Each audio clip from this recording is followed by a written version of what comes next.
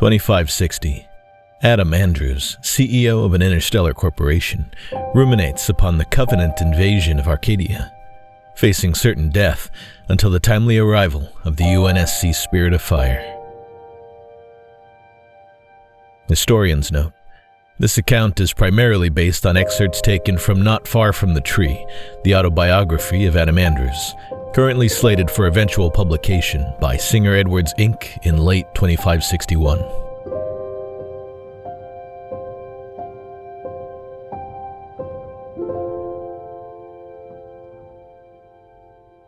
Original story written by the Halo franchise team of Halo Studios. We thank Halo Studios for continuing to tell grand stories within Halo's universe and dedicate this series as a love letter to their efforts. Jumperscape Audio and Scion Esports present Stories from Waypoint. Episode 14, Hippocratica. Posted first on Halo Waypoint, February 5th, 2024.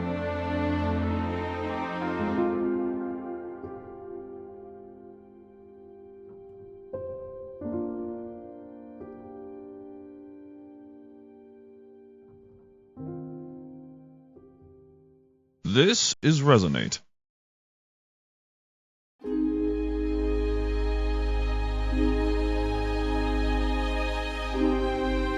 Singer Edwards Inc. presents Not Far From the Tree, the autobiography of Adam Andrews. Read by Adam Andrews.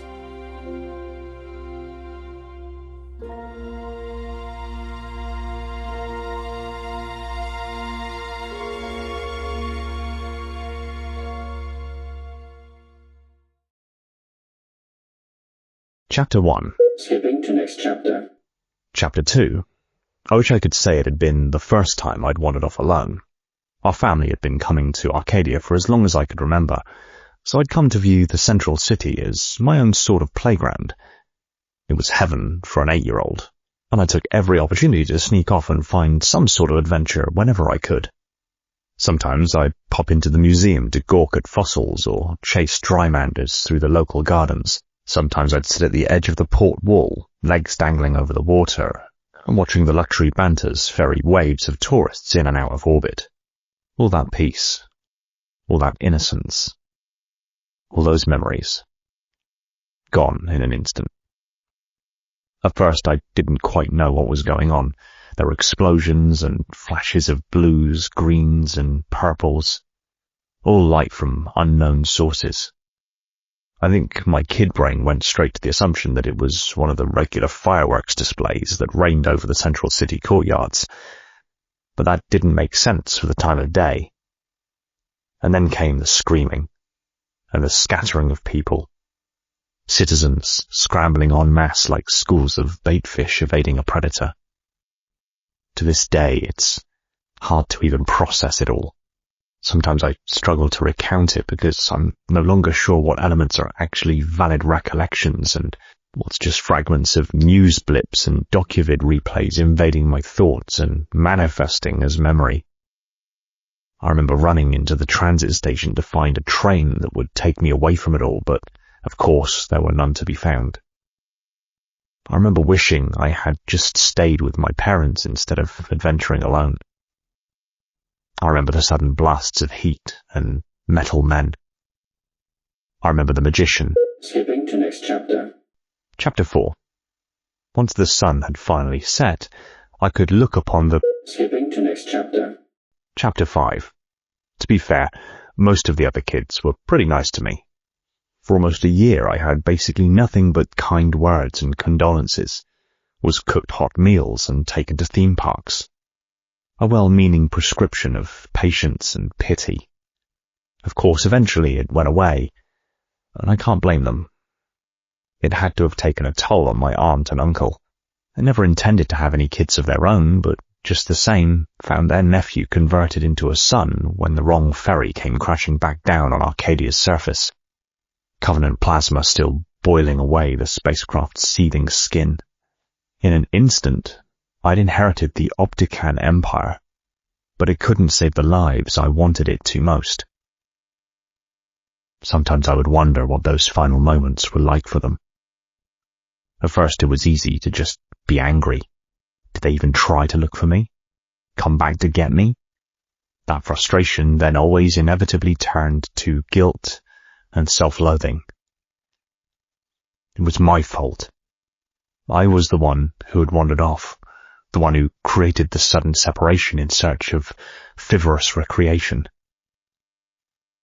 In the following years, as I pieced together more about the attack itself, it became obvious that there was no coming back to get me. Colonists were herded like cattle onto any transport possible, and any attempt to swim upstream the sea of terrified people would have been its own death wish. Despite the fact that my wandering off had ultimately led to my own survival, it would create a gravity well of guilt that remains almost inescapable to this day. Because of me, their last moments weren't just full of dread. It was also full of loss. Skipping to next chapter. Chapter? Skipping to next chapter. Chapter 7. Skipping to next chapter. Chapter 8. Fast forwarding. Really, I was obsessed. I didn't necessarily have a favourite team to root for per se, at least not until the 41 season. But I still made sure to catch the broadcasts whenever they were on. It wasn't just about the competition itself, it was the fact that these people leveraged that competition to make leaps in engineering, particularly within the realm of health and safety. They were pioneering advancements that went beyond the sport itself, and I quickly realized that maybe a sponsorship deal of some sort would make sense in the near future. But that, of course, would require a future to be there in the first place. Skipping to next chapter. Chapter 11. It wasn't that I hadn't thought about it before, I certainly had. But it really took me until the final years of my university program to understand how much that experience had shaped my own goals and focuses. In the midst of wrapping up my degree certifications, I was also still trying to learn how to help run a massive company that serviced more colonies than I dared to count. Needless to say, there were members of the board that weren't exactly over the moon about giving a 22-year-old any sort of decision-making autonomy, but they also didn't have a lot to say in the matter. I was only in that position in the first place because of what the Covenant did. If we had found better ways to handle that problem years ago, then we wouldn't be in this situation in the first place. And hell, I didn't care if an increased military partnership was frowned upon at the time. I was going to find a way to save lives. That's what we did.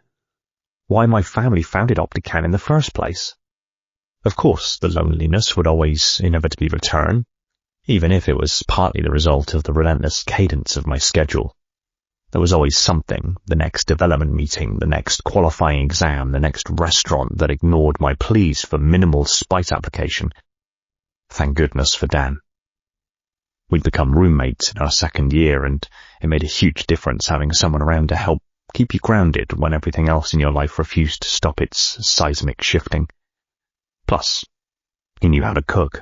Skipping to next chapter. Chapter 22. Fast forwarding. It wasn't that we didn't try, that's for sure. Optican had continued to expand in the years after the Covenant War. There were countless worlds, countless people who deserved a ray of hope after all the darkness we'd been put through. I wanted to help make sure that hospitals were stocked, that technicians were trained, that budgets were approved. It wasn't enough to be reactive, we had to be prepared. That takes an evolution in mindset to manifest as an evolution in practice. Of course, it didn't surprise me that those changes have certainly come with a new set of challenges, though fewer of those challenges were shooting at you. Well, to be more accurate, different challenges were shooting at you. But the mission never changed. I just wanted to make them proud. Still do. All right. All good? We're all good, Mr. Andrews. I think that's a wrap on this session. I'll update the publisher's rep on today's progress. Good.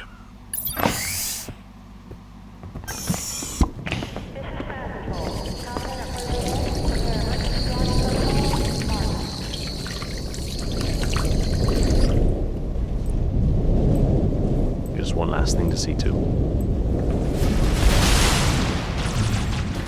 Hey, kid, what the hell are you doing in there? Can't get out.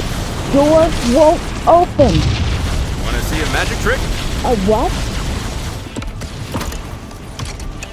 Clamp is ready, sir. Come on, kid. I got you. We need to move, sir. Do you know any other tricks? In a minute. Just hold on tight, all right? You wanted to see another trick? Uh-huh. We're gonna make you play one on the Covenant. When we get to that spaceport, we're gonna make you and everyone else disappear. Just keep your eyes on me, all right? Mr. Magician? What's that on your shoulder? The Ace of Spades. That's our ticket to get Lady Luck on our side, kid.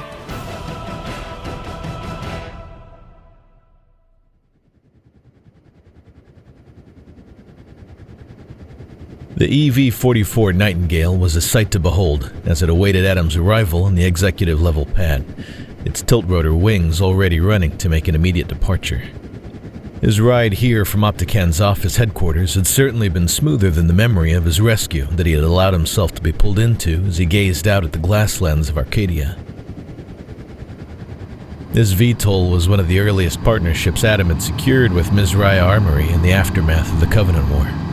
He had originally envisioned the EV-44 solely as a medical support vessel, but as a compromise that was later framed as a symbolic gesture of the best of both worlds, saw the creation of a highly customizable airframe to suit a variety of purposes.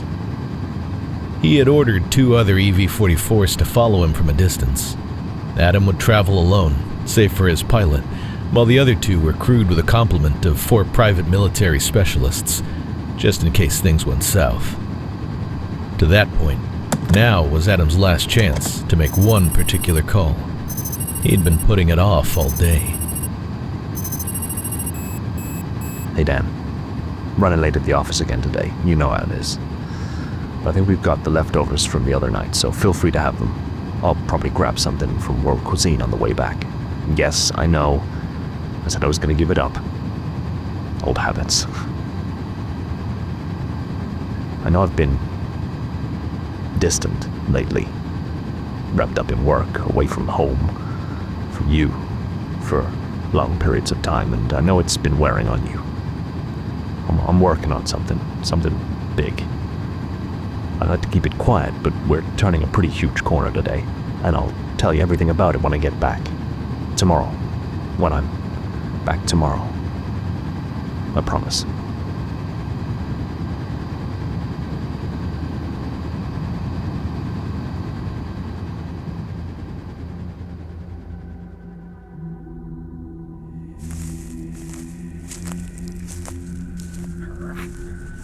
Held up our part of the bargain.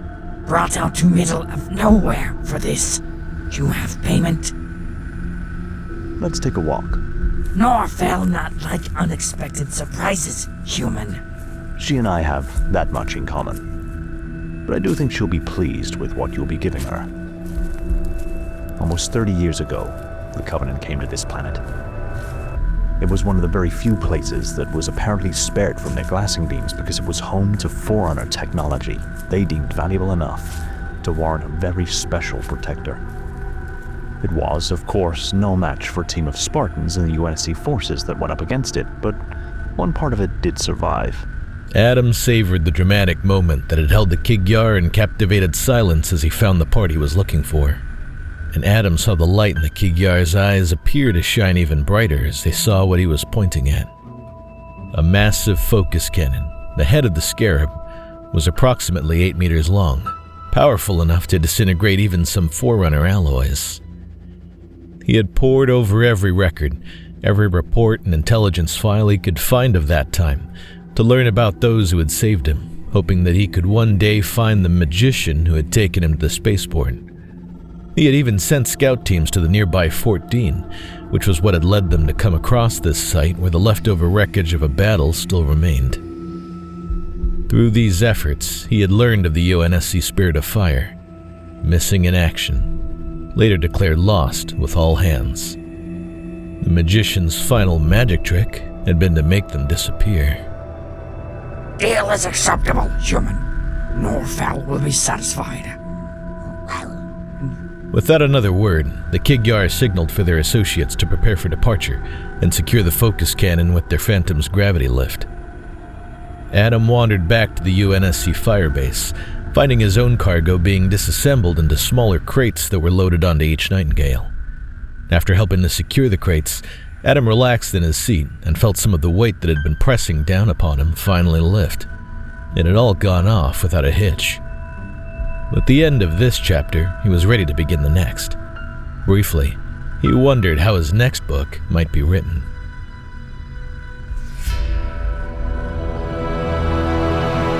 In position. You got all that? We'll deal with Optican later. Focus. Waiting for your go. Mark.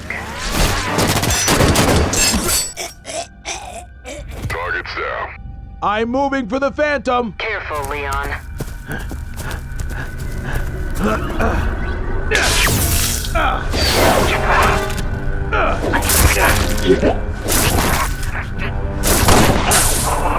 Dropship personnel neutralized. Good work, Omega Team. Obtaining the transport manifest now. I'm keeping you in my sights. You're good. Norfell's getting a bit too confident now that she's sure the Created and Oni aren't breathing down her neck. Not seen these in a while. August glanced at the data and quickly understood Leon's surprise. She remembered. Haloce, 2527. Insurrectionist activity during the Covenant War had been uneven and inconsistent. Where some sectors saw declines, other groups had been keen to press a new advantage with a weapon they'd obtained that their leaders said could level the playing field against Spartans. They'd forced a retreat into an indefensible foxhole. 20 of what had once been a full company, cornered, backs against the wall, low on ammo. But then, one of them pulled something and injected it into his arm, started pushing forwards. Whatever he'd taken had turned a soft target into something as resilient as an M808, but when his own allies moved up to cover him, he turned on them, shredding through them like they were nothing.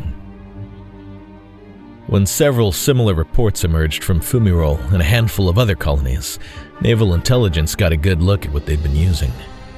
Formally, they call it Waverly-class augmenter, but grunts on the ground simply called them rumble drugs. This chemical cocktail could temporarily suspend the normal limits of the human body, massively enhancing strength and pain tolerance by rapidly targeting the frontal lobe, though this came at the cost of immense and irreversible psychological damage.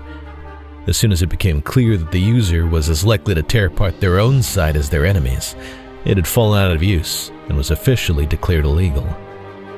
Naturally, this begged the question, what the hell did Optican want with these illegal and ineffective drugs? For now, there are still some last staging details to finalize so that Norfell would believe that the transaction went smoothly, and the item of interest she was expecting to acquire had been waylaid after her salvagers had departed. Focus cannon is secure. Skies are clear. Let's wrap it up, Omega. We're gone. Original stories are available on Halo Waypoint. All rights to Halo belong to Halo Studios and Microsoft.